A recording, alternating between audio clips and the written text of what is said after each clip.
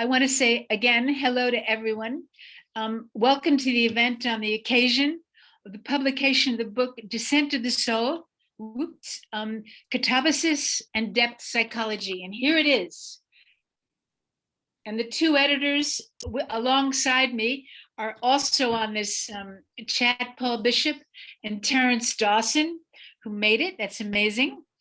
Martin Kemp, psychotherapist, and Richard Seaford, classicist, both with histories of involvement with Palestinian issues, will be speaking. And then in response to them, Nadera Shalhoub-Kevorkian, renowned Palestinian scholar at the moment in California. The full biographies are on the website, so I'm not going to read them all out here. We are recording this encounter. Each speaker has 30 minutes and the respondent 15 minutes before a limited 10-minute Q&A. We will finish before 9 p.m. London time. It's a long one. As you see, Katrina Miller, professor at Glasgow Caledonian, without whom this will not run as smoothly as can be, is kind of taking over the technical stuff. And she's already mentioned some issues. Don't use the chat while people are speaking. And because we'll wait till the Q&A session at the end because it's distracting. I will now turn over first to Martin Kemp. Thank you all. Thank you, Leslie. Listen, congratulate the contributors and editors of this wonderful book, and thank Leslie and Richard for inviting me to speak. My title is Professional Responsibility in the Context of Settler Colonialism.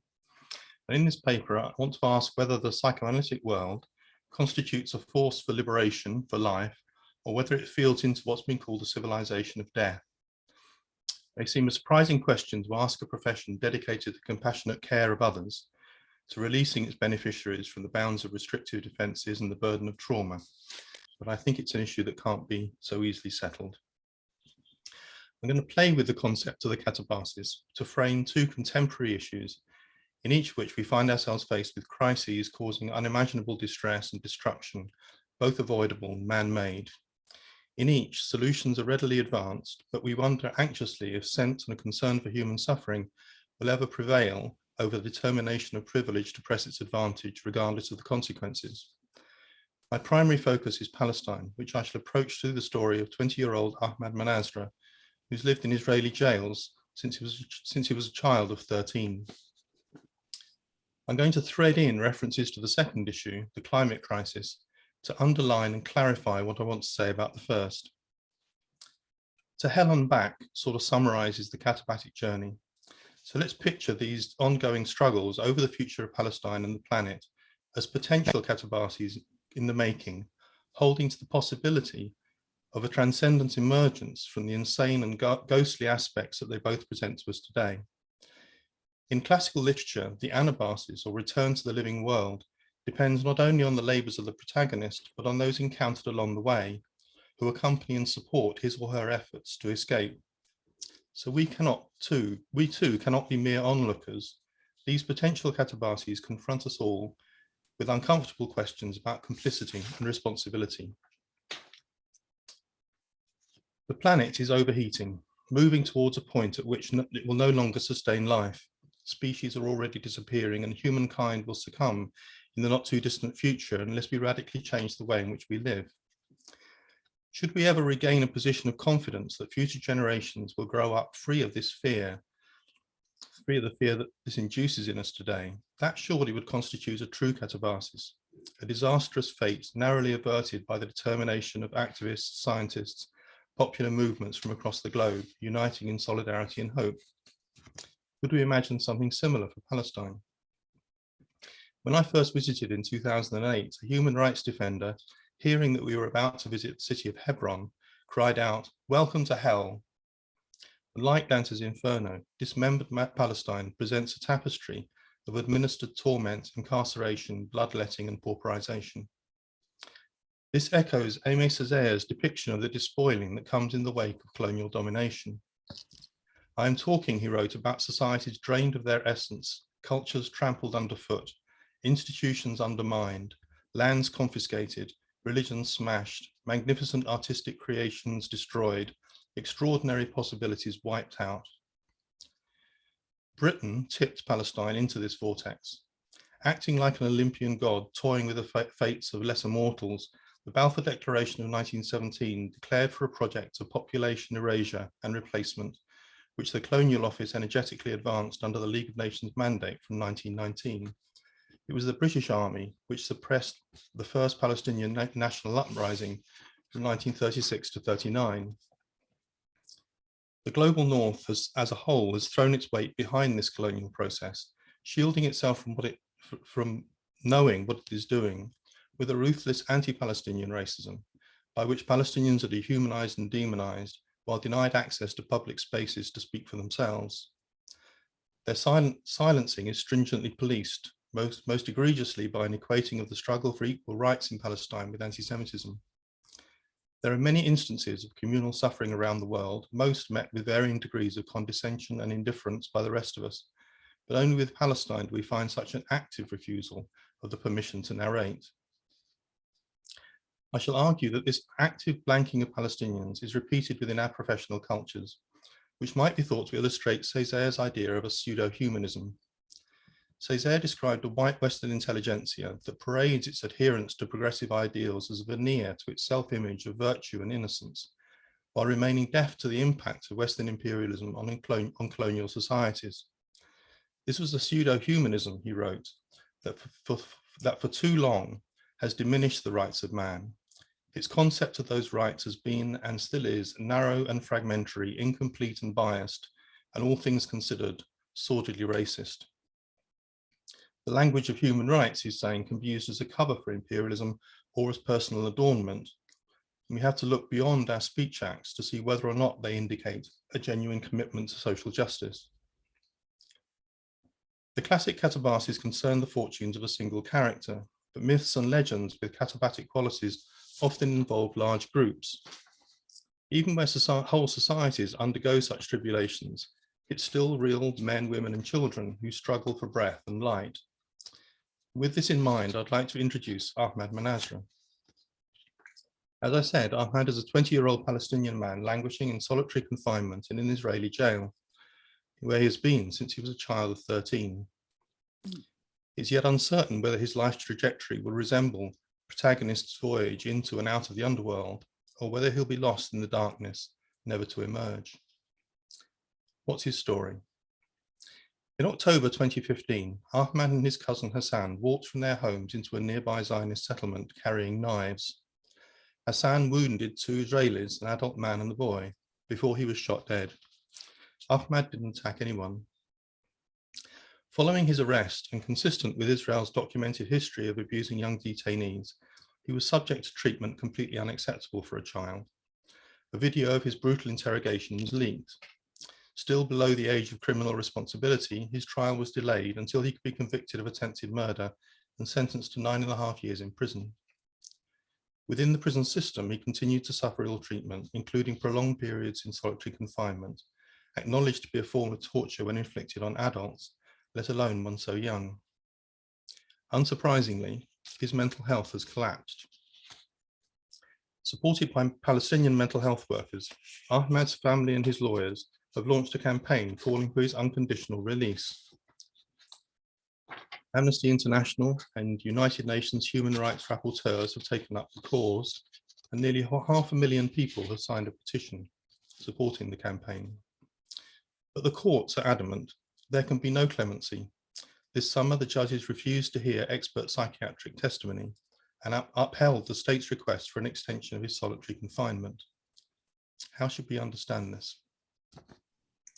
The court's actions are consistent with a narrative that rationalizes Israel's general abandonment of judicial and legal norms and its disregard for human rights and humanitarian law. To them, Ahmad is a terrorist, the predictable product of a culture that carries within it an irrational antipathy towards Jews. An Israeli TV presenter recently described Ahmad as a convicted Palestinian terrorist who had gone on a stabbing rampage. She was interviewing Sean Sachs at NGO Monitor, who falsely asserted that Ahmad was responsible for multiple stabbings. Their demonization of Ahmad epitomizes Nadera Shalhoub-Kevorkian's concept of unchilding, where the lives and bodies of young Palestinians are not merely objectified and dehumanized, but are excluded from childhood and humanity itself to become legitimate targets of settler state crime. We can't be satisfied with the Israeli account. Ahmad had been a healthy and resourceful child, growing up in an ordinary loving household in a compound that was home to a large extended family. He played football, developed his skills in parkour, a form of gymnastics, looked after birds, and was a particularly promising school student. But Ahmad grew up in Beit Hanina, a neighborhood of occupied East Jerusalem, and so his childhood could not be ordinary. Beit Hanina's residents had long felt the impact of the regime's antipathy towards them. Most of the town's agricultural land has been stolen to make way for the construction of the Israeli colonies that now box it in, including the settlement into which Ahmad and Hassan walked on that fateful day. Homes in the town have been demolished as acts of collective punishment. Many families have had brothers and fathers who have served time as political prisoners in Israeli jails. An article in the New Yorker at the time noted, residents of Beit Hanina sometimes awake to graffiti messages such as "Death to Arabs," "Jerusalem for Jews" spray painted on their homes. Cars have been vandalized and burned, tires slashed. 16-year-old Mohammed Abu Qadir had been kidnapped nearby and burned alive by settlers the previous year, as we can imagine having a deep impact on young people in particular. It's not only a neighborhood under occupation, it's part of an actively contested settler colonial frontier. Drawing back, during Ahmad's lifetime, that is between 2002 and 2015, 370 Israelis were killed by Palestinians. In the same period, 8,414 Palestinians were killed by Israeli forces, a ratio of over 20-1. An extraordinarily high number of Palestinian dead are very young. A renowned plastic surgeon has stated that the proportion of children killed by Israeli state violence is higher than in any other war zone. While Ahmad was growing up, over 10,000 Palestinian homes and other structures were demolished. A further 22,000 were lost during the onslaughts on Gaza. We can extrapolate such data back toward the Nakba of 1948 to the 20 or so massacres that terrorized 85% of the population to flee their homes, followed by the destruction of 530 of their villages, and forwards to the present, to the 78 children killed and 982 maimed by Israeli forces last year, and to the families of Masava Yatta in the West Bank, Sheikh Jarrah and Silwan in occupied East Jerusalem, and to the Bedouin villages of 48 Israel, fighting today to save their lands and homes. Any interpretation of Ahmad's behavior that ignored this settler colonial context could only be superficial and misleading, and to think that anything is explained by calling Ahmad a terrorist is an insult to our intelligence, as well as an insult to Ahmad's humanity. It's simply a means of projecting state violence back onto its victims, paving the way for further acts of erasure. Yet the establishment in the global north embraces this racist discourse with its robotic reiteration of Israel's right to exist, to defend itself, its refusal to historicize relations between Palestinians and the state, and its unpleasant habit of pathologizing non-white cultures. The processes at work here might be compared to the struggles taking place over climate warming. Speaking at a recent Political Minds seminar, Sally Weintraub, who's written extensively on the climate crisis, described a culture of exceptionalism as a feature of the neoliberalism that is driving the planet towards extinction.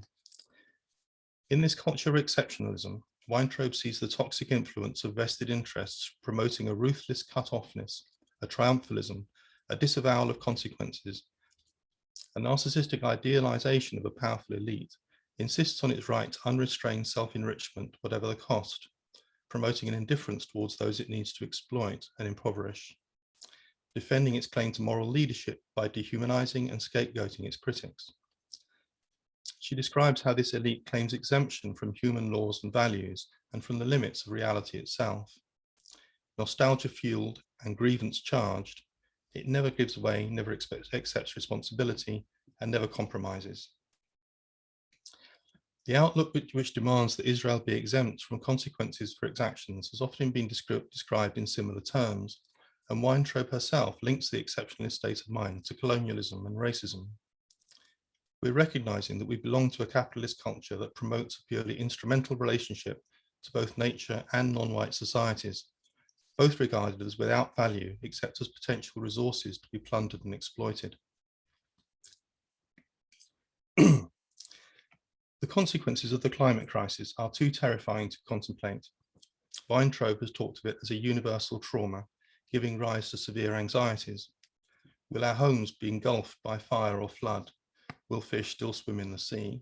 Will the air one day become impossible to breathe? Will there be mass famines? Will anything survive for our grandchildren to inherit? But can we connect these nightmares of ours about the future with the terrors that Palestinians are expected to endure in silence every day? Will my parents trapped in Gaza survive the next massacre?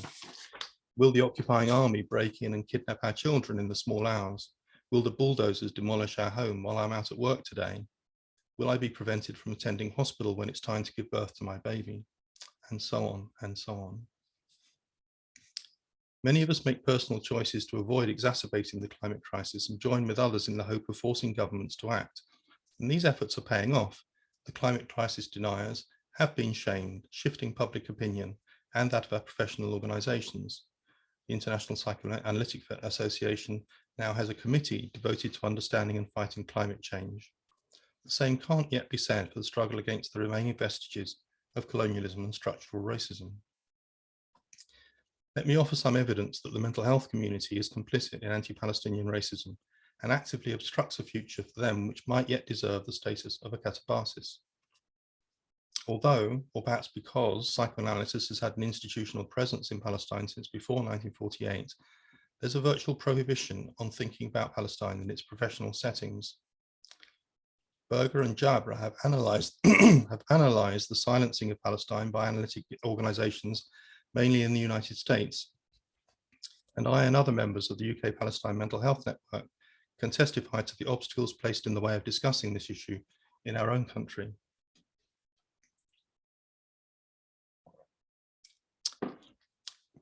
There has been a flourishing discourse within the analytic psychologies on collective harms, the transgenerational transmission of trauma, and the nature of social violence. But Palestinian contributions to our conferences and journals are conspicuous by their absence. I've just crudely sketched the colonial setting necessary to locate Ahmad Manazra's story. To go deeper, we have the subtle interweaving of the psychological, developmental, and socio-political that characterizes the writings of psychiatrist and psychotherapist Samar Jabra. When she spoke at the Tavistock in 2015, attempts were made to shout her down.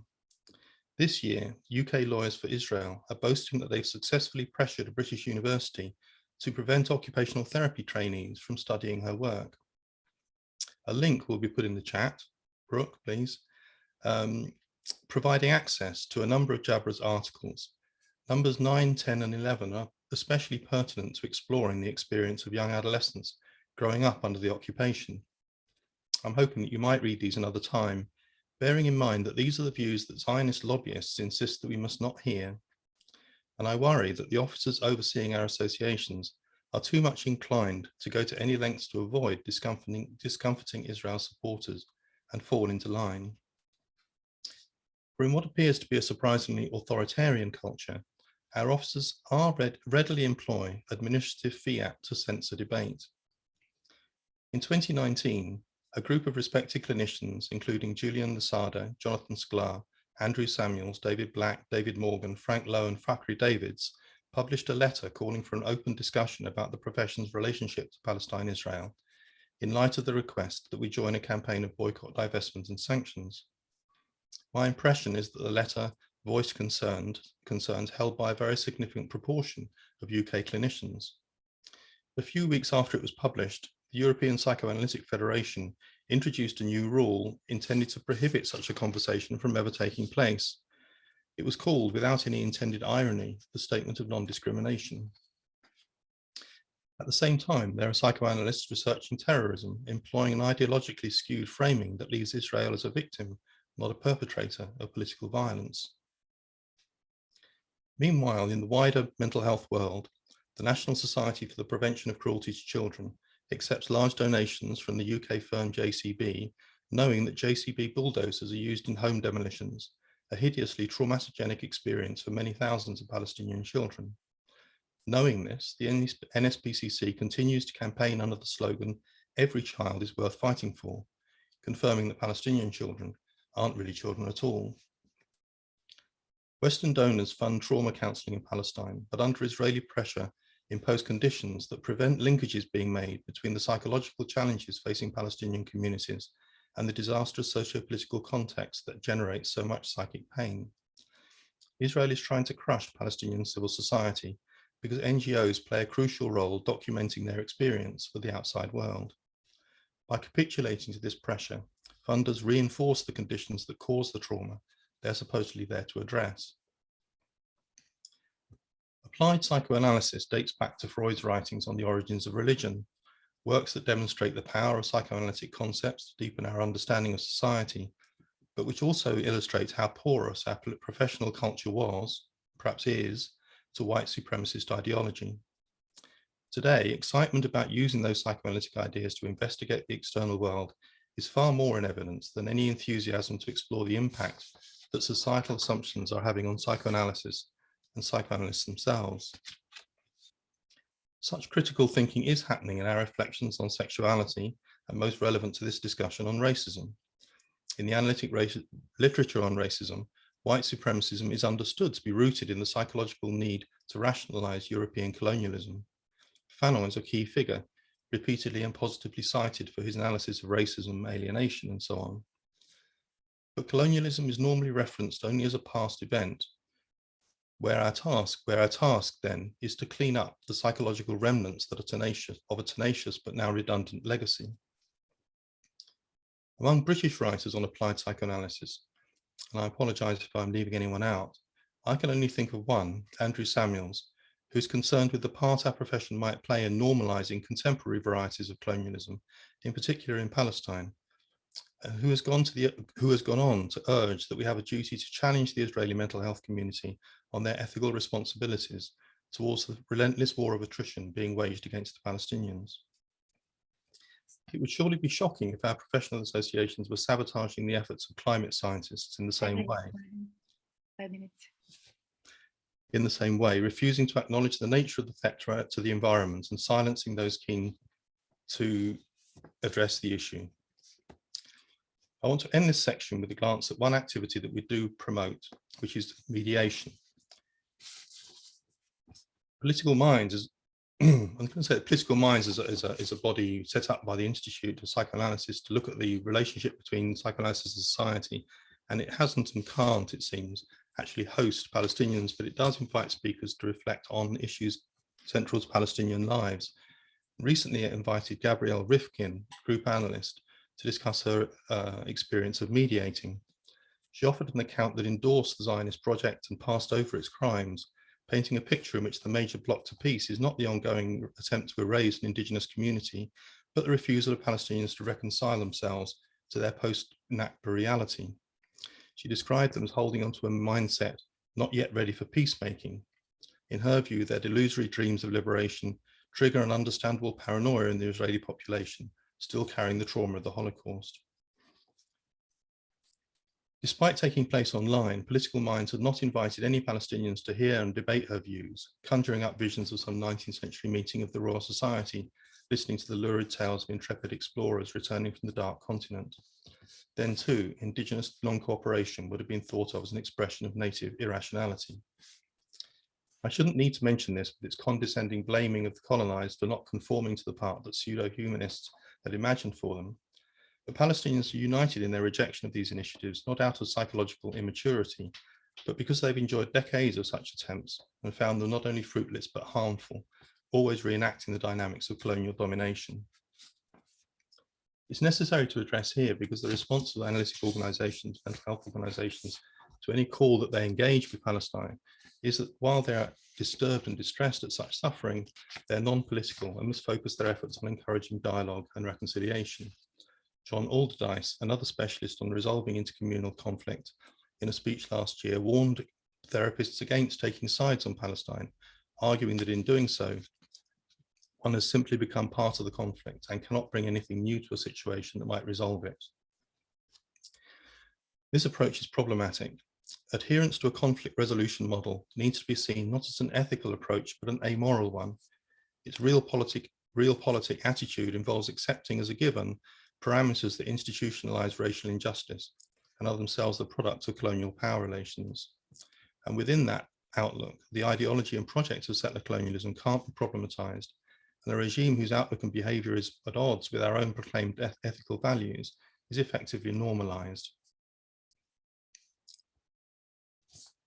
I'm suggesting here that the model is also based on a false analogy to something like a relationship breakdown, marital breakdown, when in fact, I suggest the domestic equivalent is not to a failing marriage, but to the violent abuse of power, where our first response has to be to act decisively to protect those in the way of danger. How many minutes have I got? Oh, I've got lots. I've got many minutes. I've been rushing too fast to try and meet. About 1 minute, Martin. I don't think so. We started at 36 minutes. 2 minutes. How about that? 2 minutes? Well, I've only got a little bit to write anyway. Okay. To reframe John Alderdice's words, it's when we take our virtue for granted and indulge in illusory neutrality that we become part of the problem. Despite our emphasis on self-knowledge and personal analysis, we avoid critically analyzing our own assumptions.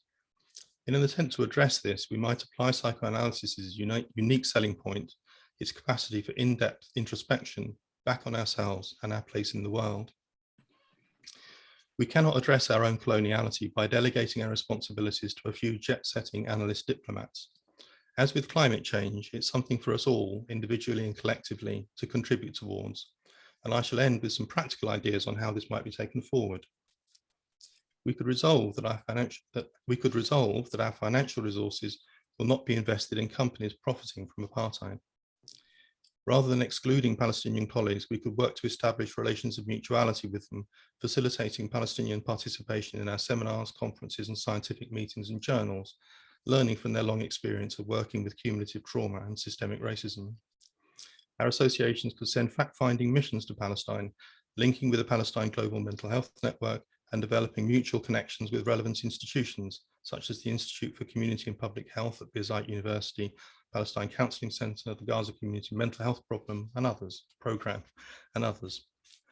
We could digest the reports of human rights organizations like Amnesty that detail how Israel has created a criminal apartheid system and challenge our Israeli affiliates to respond to the contents and conclusions of these reports. We could meet with the Israeli Committee Against House Demolitions and offer to assist their work opposing the practice of destroying people's homes with its devastating impact on children and families. We might throw our weight behind the campaign to free Ahmed Manazra and challenge the systemic maltreatment of children, together with organizations such as Defence for Children International and We Are Not Numbers, whose work on behalf of incarcerated children Israel is so determined to suppress. We could invite Palestinians and Jewish Israelis committed to the values that we espouse of racial justice, equal rights, and the rule of law to help us consider our response to the call for boycott, divestment, and sanctions, to see if we might be as proactive in engaging with the marginalized, colonized people in defense of their rights, as we have shown ourselves capable of being towards our European counterparts in Ukraine. Palestine is not the only critical question that helps define who and what we are. Palestine cannot help but be a key issue for us. We're already inescapably part of this landscape by virtue of belonging to a common humanity, by the curse of our particular history, and by our professional associations. The question is, are we to be handmaidens to oppression, or can we contribute to progressive change that might one day be experienced as a liberation, as a katabasis? Thank you.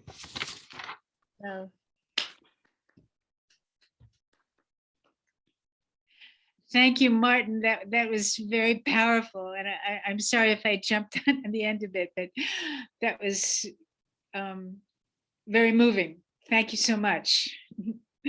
I'll jump onto, I'll bring Richard on right away. Are you ready? Where are you? Can you hear me? There, now I hear you, yes. Okay, good. Right, thank you. My academic research has generally sought for the substantial originality that comes from combining areas generally studied separately: tragedy and economy, philosophy and economy, Greek philosophy and Indian philosophy. So I'm grateful for Leslie's invitation to combine depth psychology, modern Palestine, and my own specialism, which is ancient Greece. But this very diverse threefold combination is more challenging than anything I have tried before, so I ask for your indulgence. There is overlap with my chapter in the book we are launching, from which it differs by the disruptive edition today of Modern Palestine. Now, Carl Jung writes of something that happened to him in 1913 when he was sitting at his desk. Quote, "I let myself drop. Suddenly, it was as though the ground literally gave way beneath my feet, and I plunged down into the dark depths. I could not fend off a feeling of panic."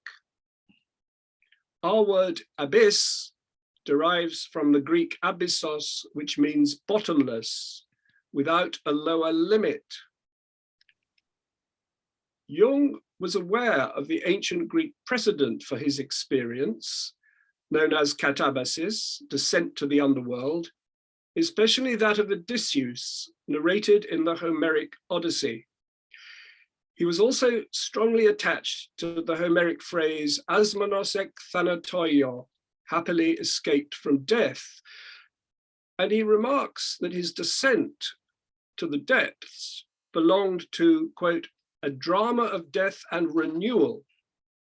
Part of his experience in the depths was to see a red newborn sun. Now, a precondition of this renewal was that his descent had a limit. After the initial panic, he writes, "I landed on my feet. I felt great relief." Odysseus returned to the upper world, and Anabasis and even ordinary Greek mortals who had been initiated into the mysteries saw the sun shining in the underworld, like Jung, though he was unaware of the parallel. With myth and ritual, the Greeks endowed the abyss of death with limit, excluding from it the panic of the unlimited. In general, I call ancient Greek culture a culture of limit, whereas I call consumer capitalism a culture of the unlimited in economics, politics, ethics, psychology, aesthetics, and so on. It is this culture of the unlimited that is driving us to climate extinction. But here I confine myself to the Greek construction of limit around the experience of death, the death of oneself and of others. Persephone was picking flowers one day when beneath her there suddenly opened an abyss from which emerged in his chariot Hades, god of the underworld, to take her down there as his bride. For the Greeks, the wedding was a kind of death for the bride. Here again, as for Jung, the abyss turns out to be limited. The bride, leaving her family, is initially isolated and fearful, but will be installed in her new home from which, like Persephone, she will visit her family. The wedding imposes a limit on a departure and a loss that would otherwise create for the bride and for her family the panic of the unlimited. So does the funeral for the deceased and for the family of the deceased. Another mythical girl whose death was imagined as a wedding to Hades was Antigone in Sophocles' tragedy Antigone.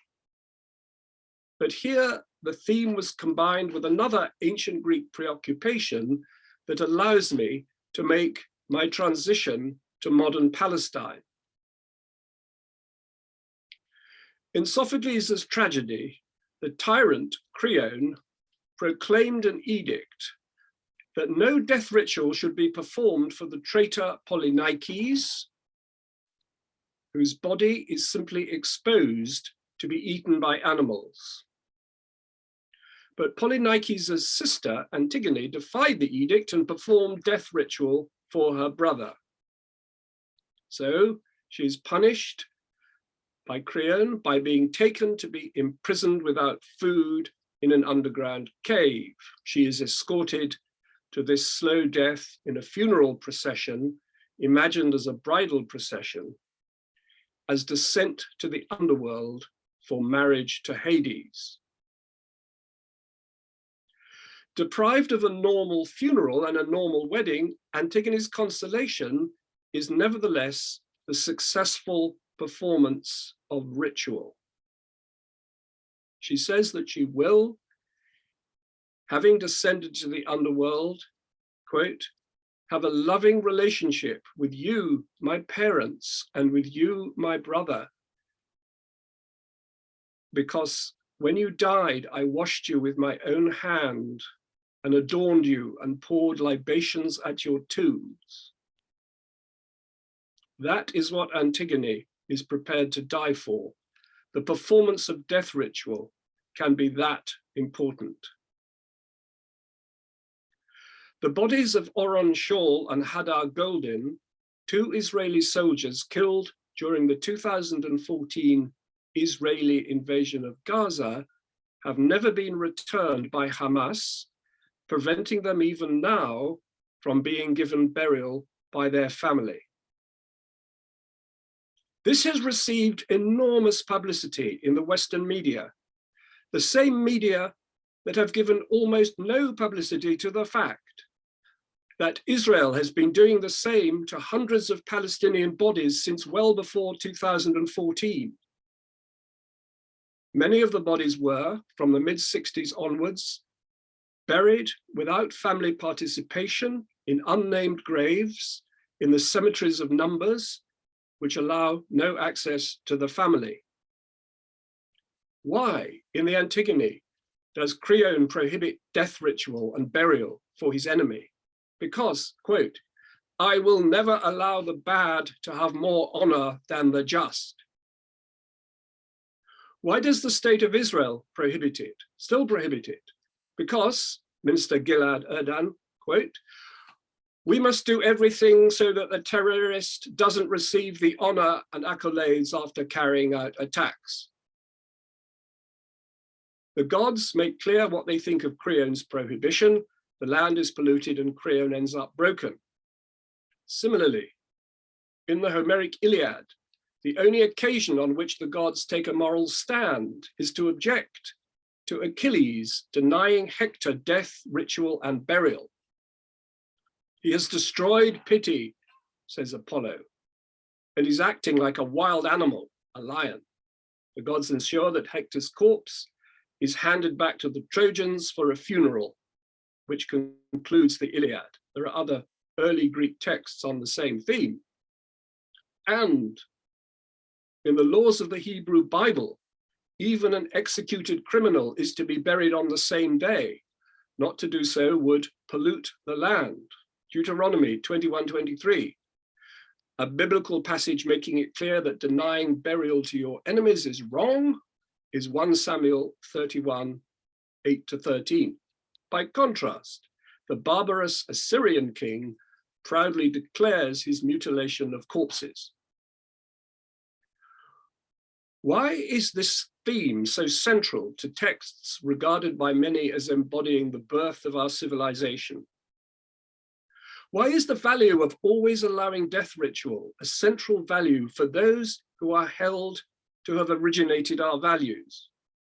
Why did it always happen, even in the Troubles in Northern Ireland?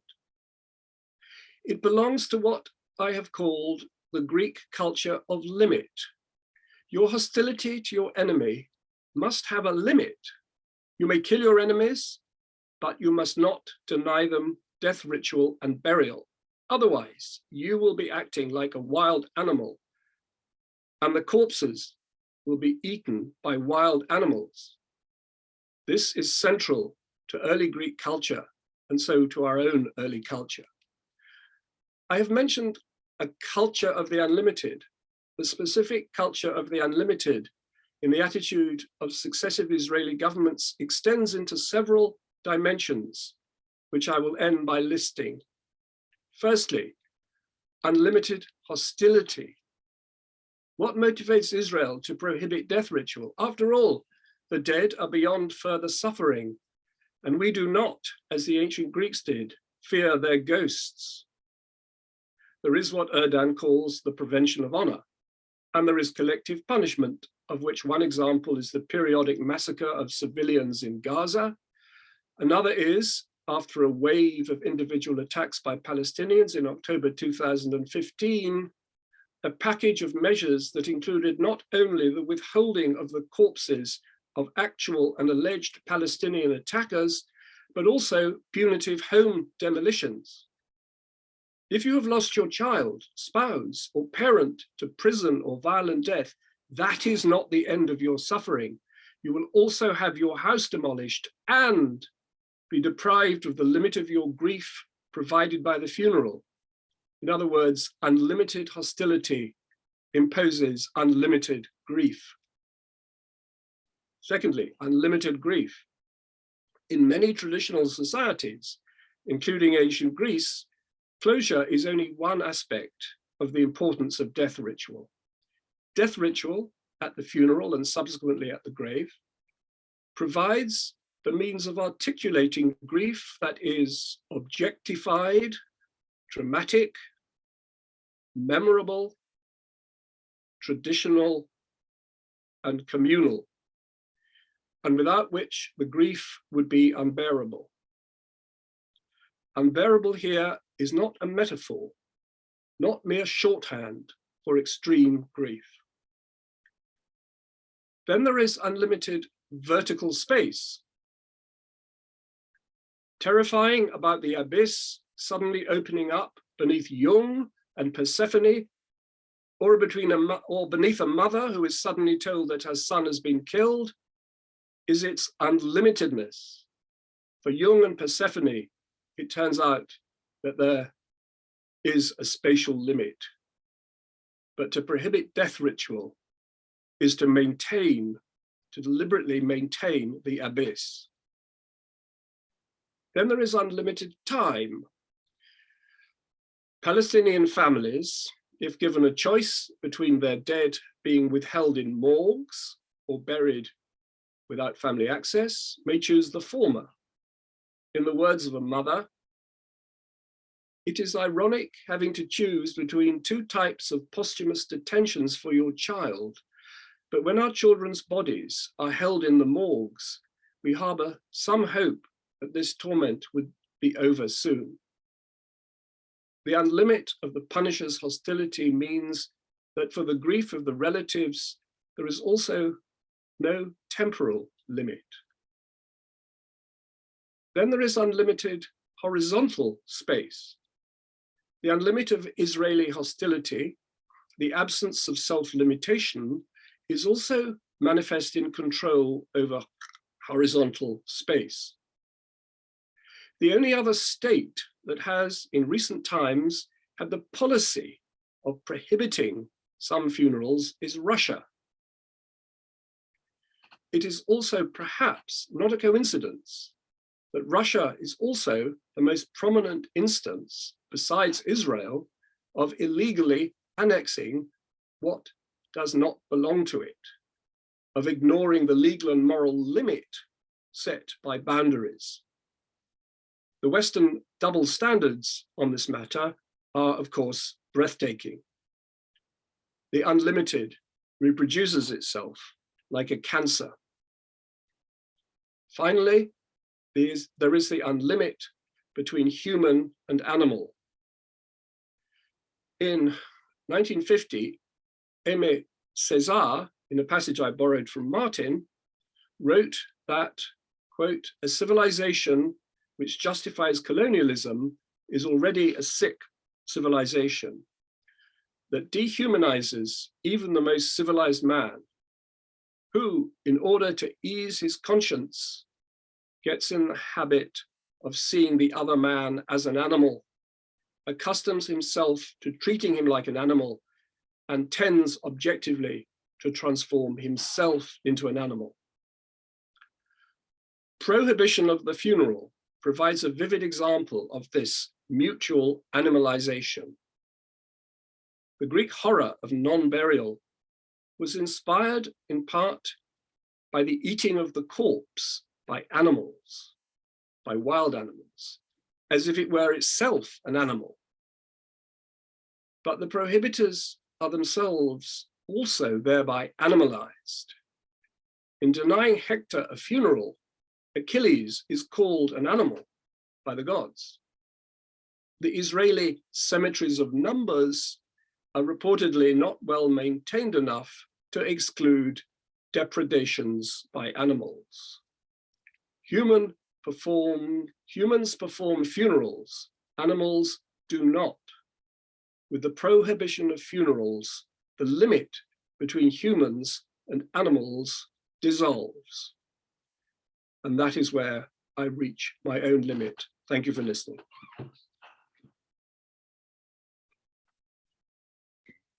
Thank you very much, Richard. That was another very strong presentation with a lot to think about. Thank you. Nadera, do you need a minute to, should we take a minute right now while you organize yourself?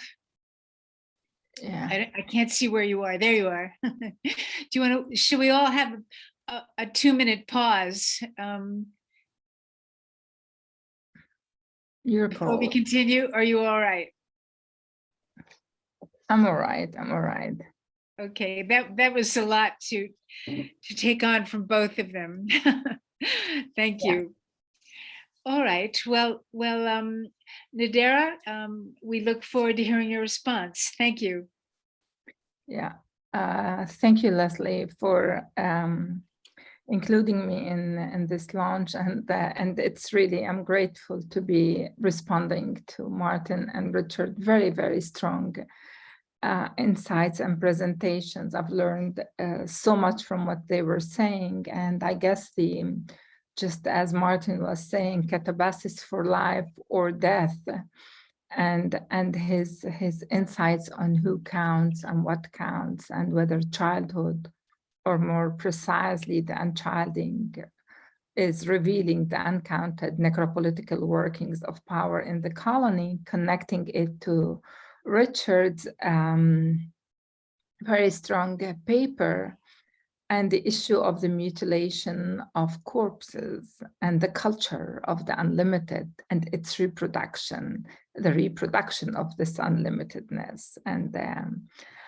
And my response to whether we are really, whether the dead Richard is beyond suffering. So let me take it from there. Connect Ahmed Manasra's case with Hassan Manasra, his cousin, who was killed, and the story behind his corpus that was withheld by the Israelis for 7 months in their freezers, and the really rioting over the corpses. Let me start by saying that political violence against the dead bones, the living bodies and psychic, added to states' swarming brutality. I use the concept of swarming that have turned Palestinian home spaces and the certainty of the cemeteries, as Richard have showed us, that give credibility to the people's history. It gives credibility to the people's past. It turned everything into fluid, into unclear, into uncertain spaces.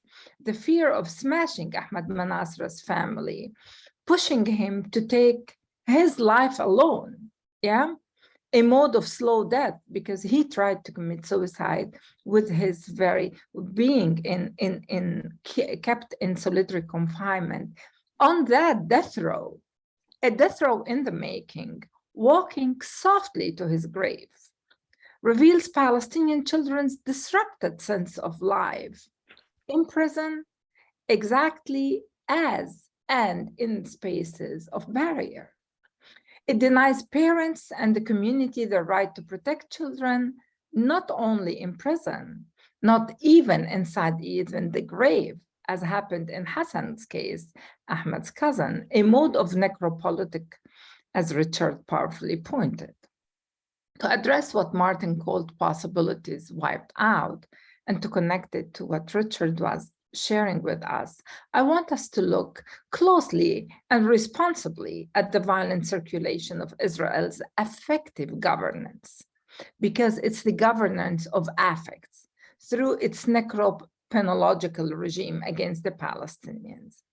I trace the effective necropolitics of the settler state through the trajectory of Ahmad in solitary confinement and Hassan in the Israeli freezers and beyond it, by bringing together the dead and dying with those yearning for those who have been lost.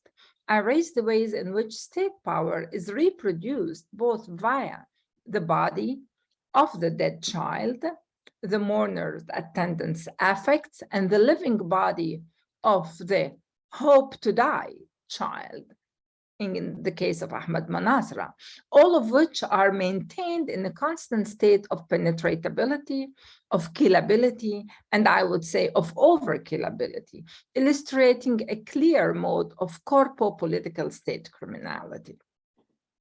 Such necrocolonial regime of the settler state aims at eliminating the history and the presence of Palestinians in their homeland, not merely just by imprisoning, injuring, maiming, killing, but by its power to overkill the already imprisoned, the already wounded, the already dead. And this overkilling acts in a Katabasis form, a march down to the underworld in a swarm-like manner. And I want us to look at the effective swarming on that level.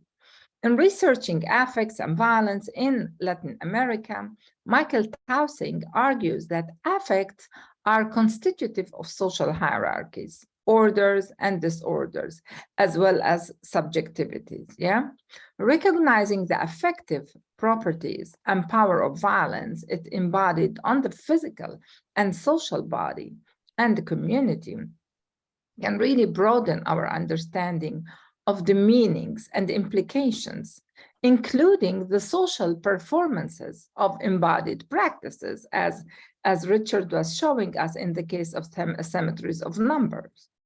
Analyzing the state's constructions of affect was and is evident in colonial and settler colonial context, as clearly shown by Martin's talk, as well as in areas where political violence and conflicts are there.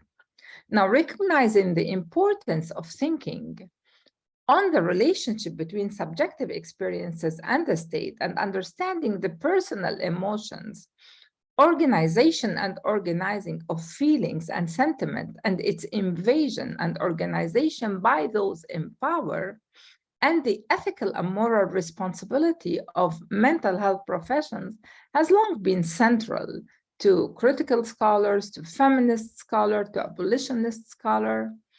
Jenkins looks closely at the role of the state in constructing what she defines as the political ethos, the culturally standardized organization of feeling and sentiment pertaining to social domains of power and interest. And Feldman has examined the emotional reaction when witnessing conflict and state violence in Northern Ireland. And of course, others such as Anne Stoller and so on. It's about 5 minutes, Nadera, about 5 minutes. Yes.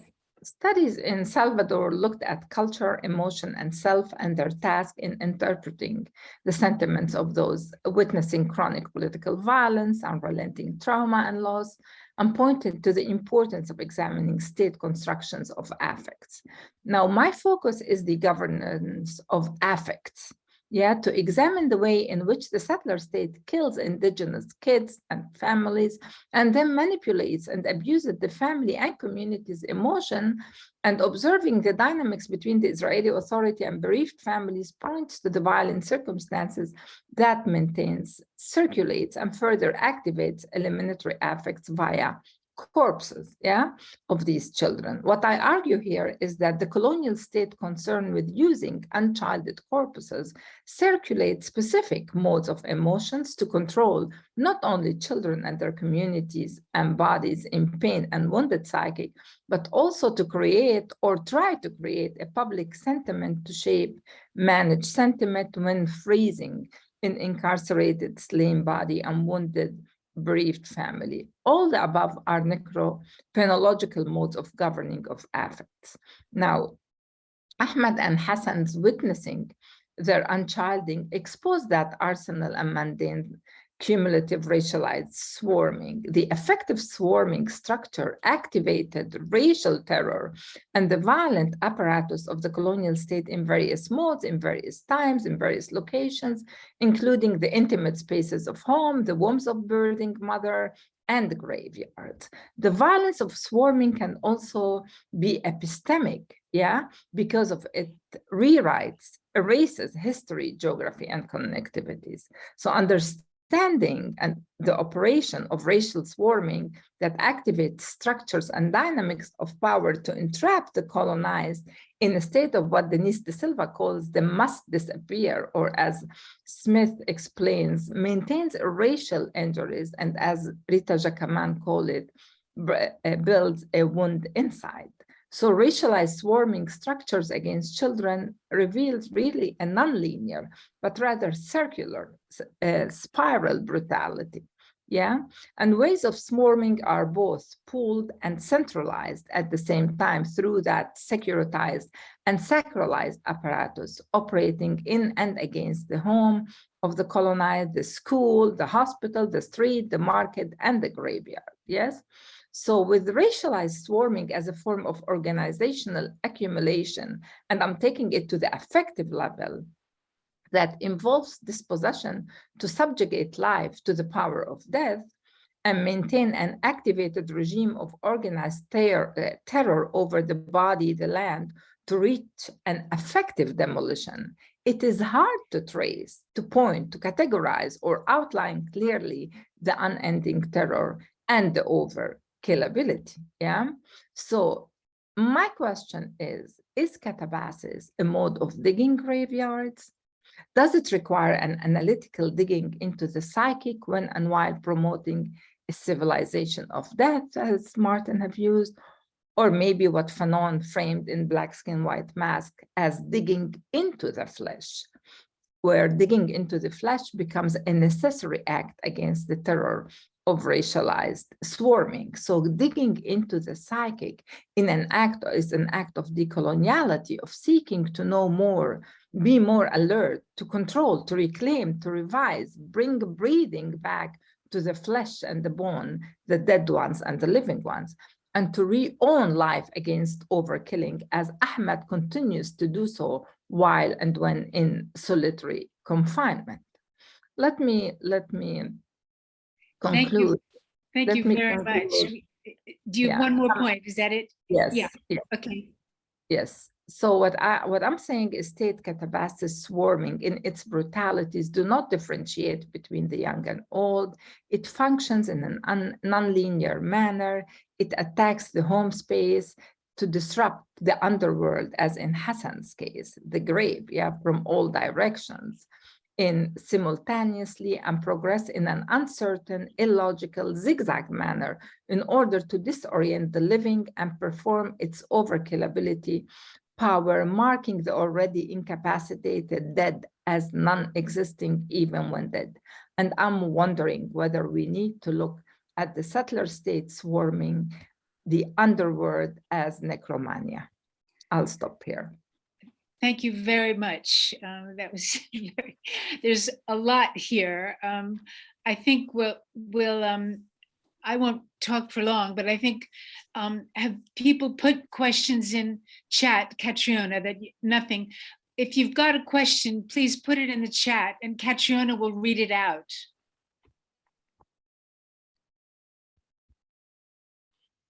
I don't know if Richard or Martin had something they wanted to say, even briefly, to Nadera in response to, okay. Let's see what, questions are coming up. It's been so broad, the discussion from all points of view. It's a lot to take on, perhaps, in one go. I'm interested in what Martin was saying,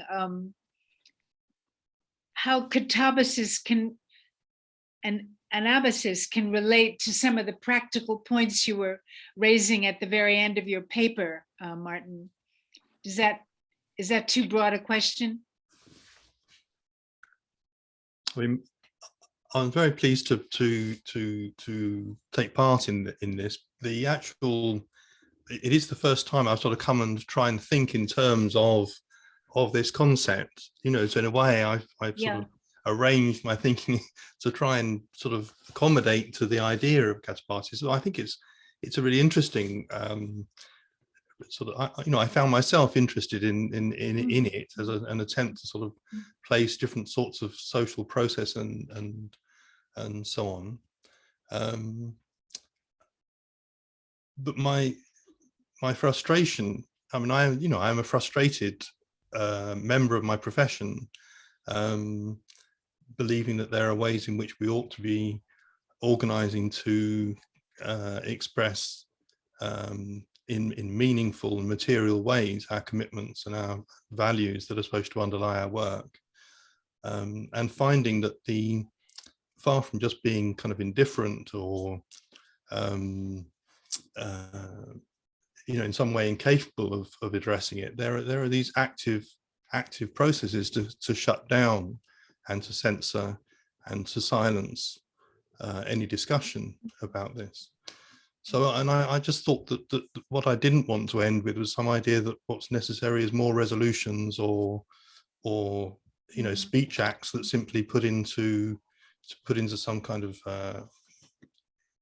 verbal form, some sort of reiterating our commitments in our values, but some sort of practical expression of what would actually disrupt our current ways of being, in relation to this particular kind of issue.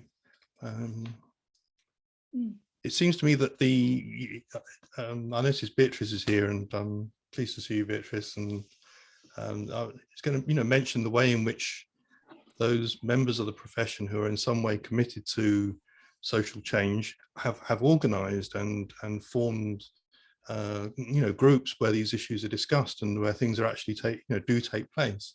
Yeah. That has the effect in some respects perhaps of letting the rest, the sort of central organizations off the hook and allowing a continued collusion with, in this case, settler colonialism and the apartheid state, which it's almost impossible to question in any official space. Thank you.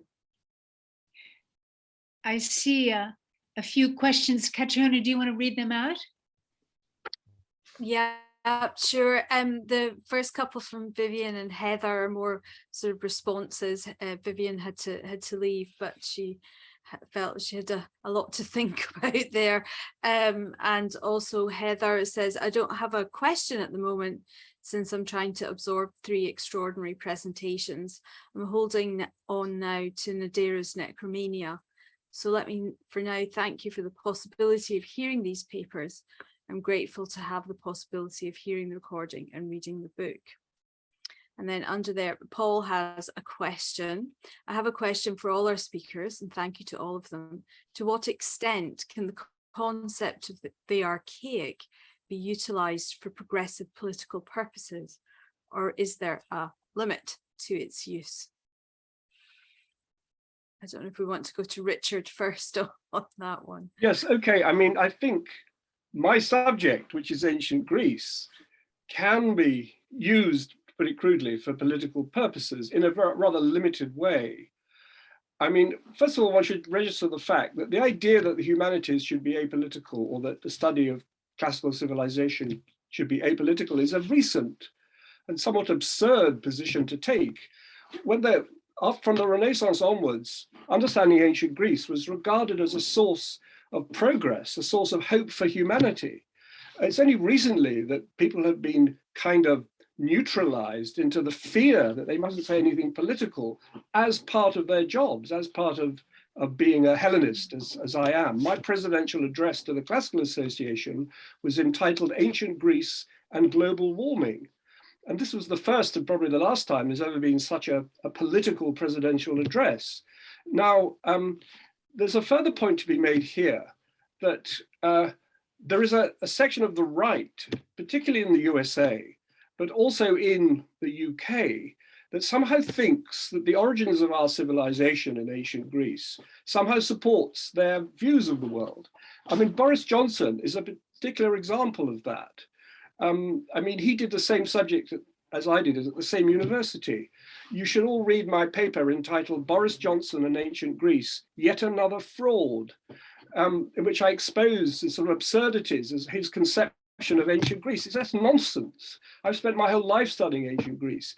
He hasn't, and what he produces is nonsense. But so one can have a minor role, and I don't want to exaggerate this, a very minor role, in saying that if you think that ancient Greece is in some way a prop for the kind of society you want, and for colonialism and for massive inequality and all the rest of it, then you haven't got the faintest idea of what ancient Greece is about.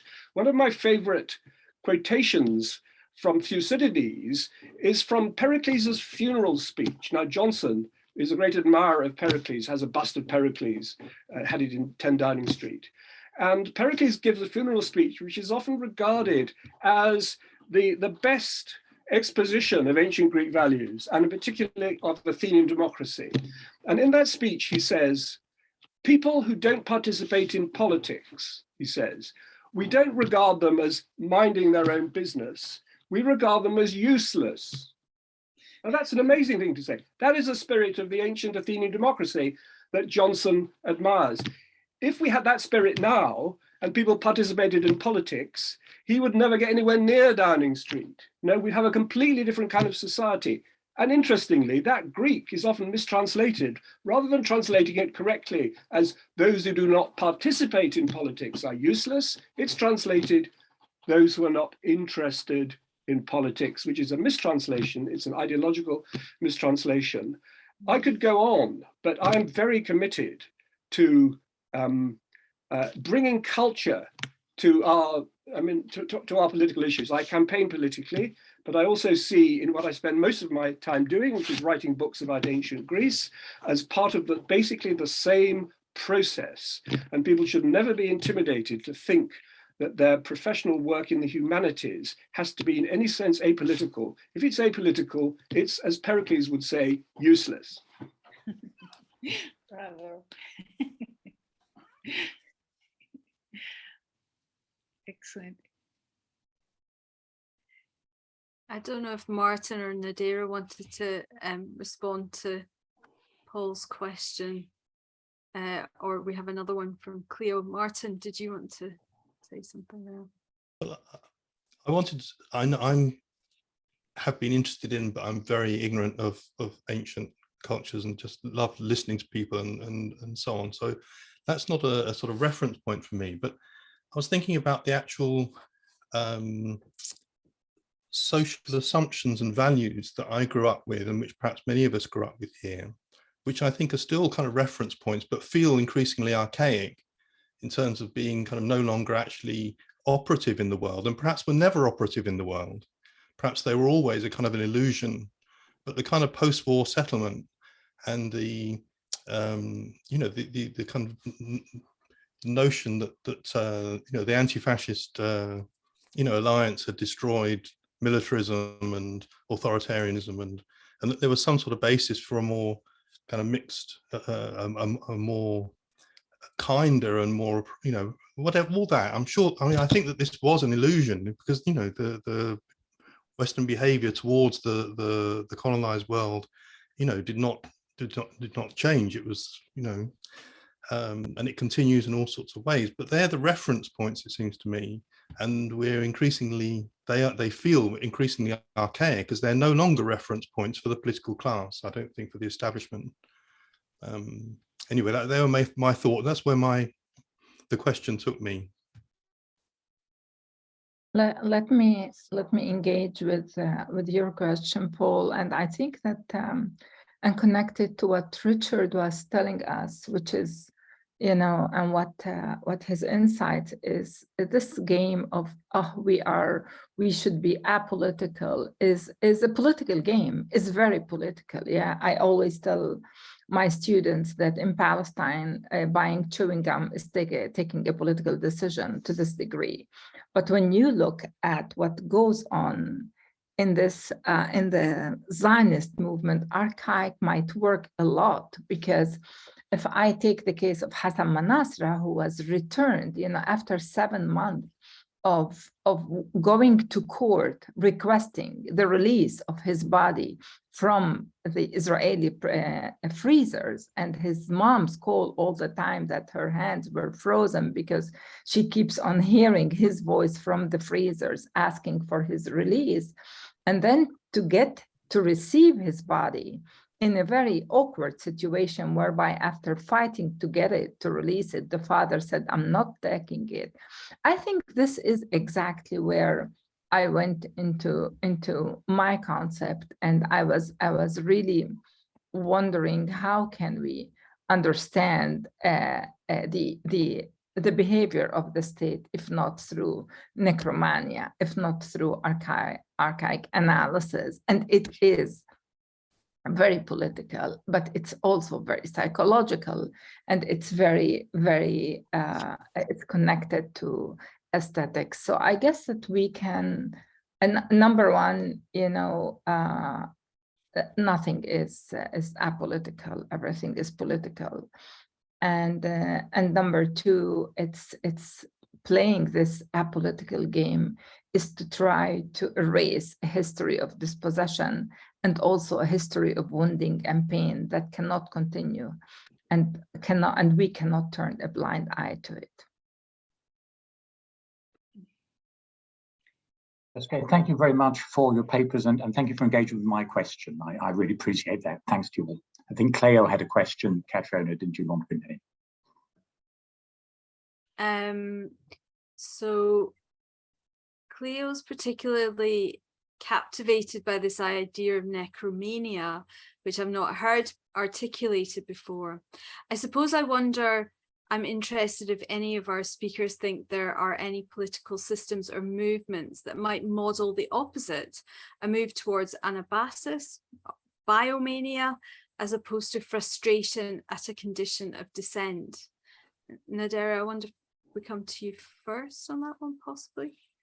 Yeah. Well, thank you for a very interesting question. I guess the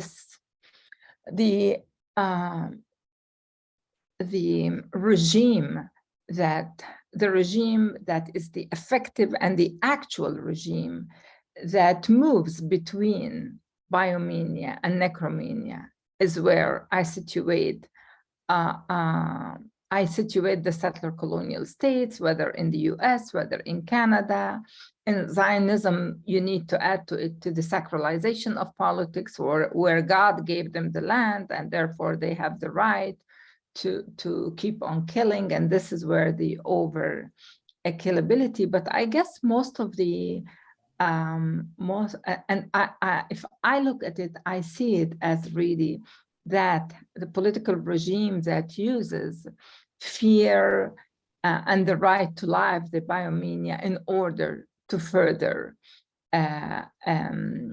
threaten with the necromania. The point in the case of Zionism is that necromania is out there. Like Richard is telling us, Martin is telling us, my work is showing that it's about accumulation of dispossession, of killing, of overkilling, and the world is silenced. And that is today very telling. It's very telling about and it's not about complicity. No, it's not about complicity. It's accepting this necromania as part of the right for one to live, and the other are out of the limits, yeah, at the limits of the human. And this is where I see Palestine with that mentality and ideology.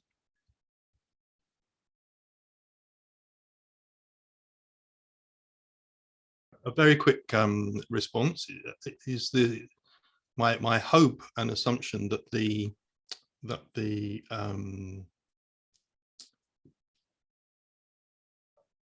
extraordinary sort of life-denying, I think, force of the attempt to crush the solidarity movement, to introduce fear and anxiety and so on, is a response to the growing power and growing conviction amongst ordinary people that actually what's happening in Palestine is unacceptable. That's the reason why it's become so pernicious, and why our civil liberties are being attacked and freedom of speech is being undermined and people's jobs are at risk and all that kind of thing. So I think that there is a movement there that might embody some reaction against the death-dealing nature of contemporary colonialism, which contains some hope, perhaps.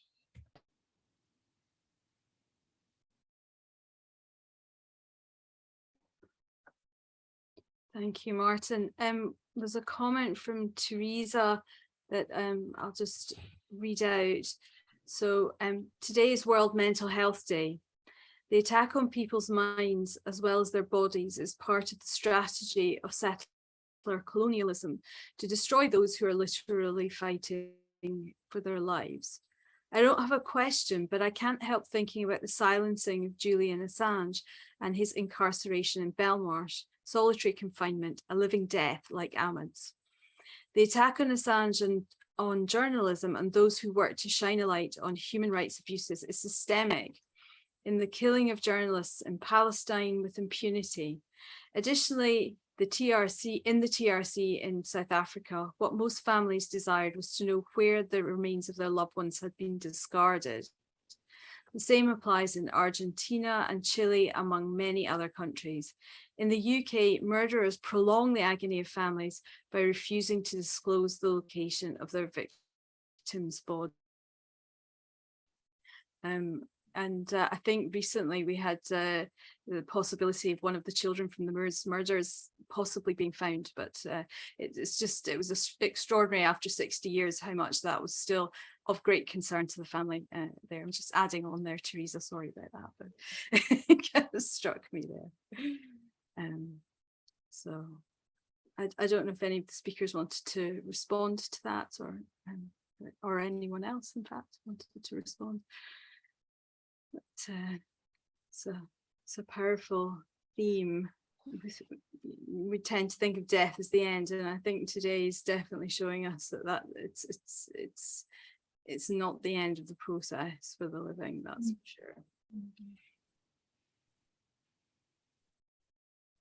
I think this is why I was talking about the governance of hope and the unfuturity, because yes, you know, it's true that we're reminded that today is the World Mental Health Day, as Teresa have mentioned, and in so many places,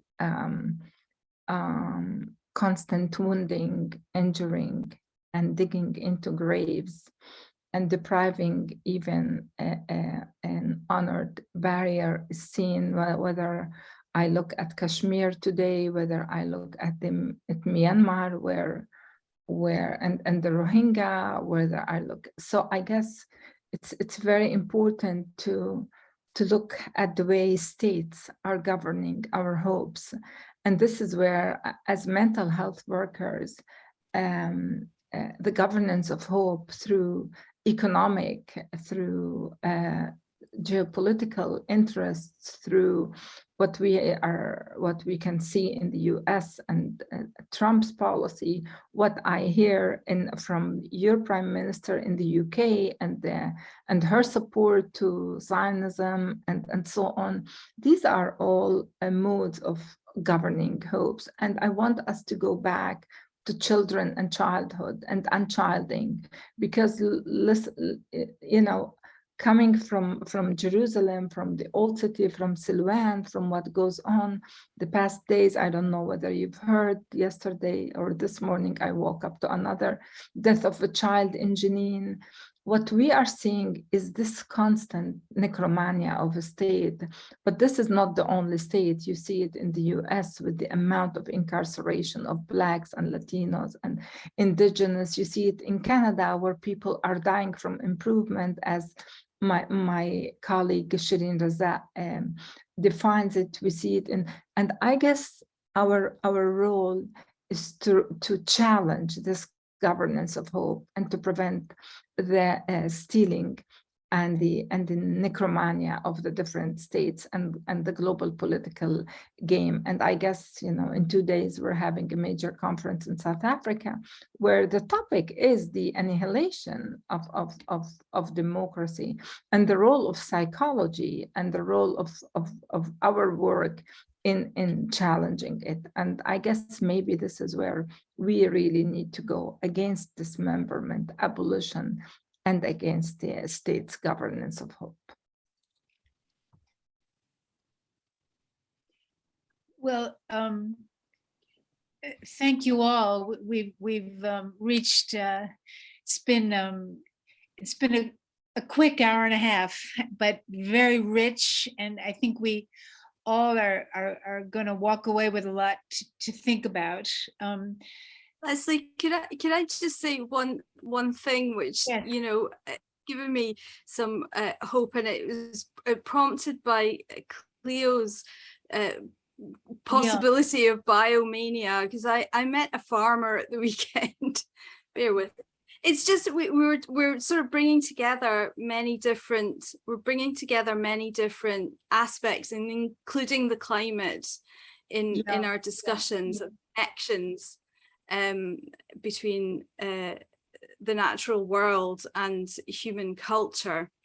And this farmer completely understood the importance of regenerative farming.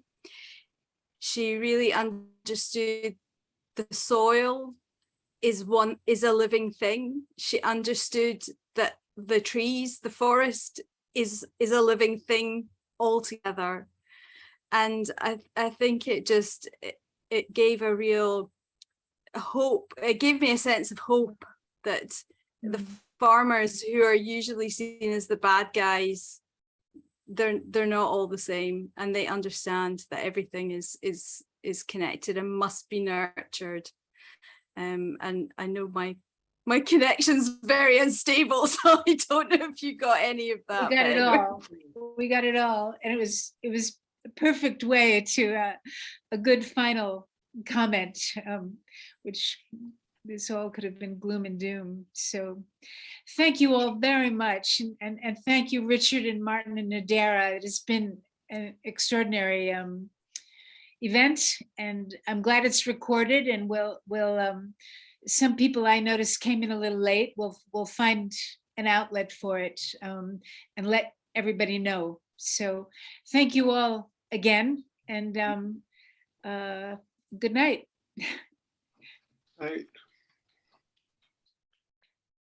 Ciao.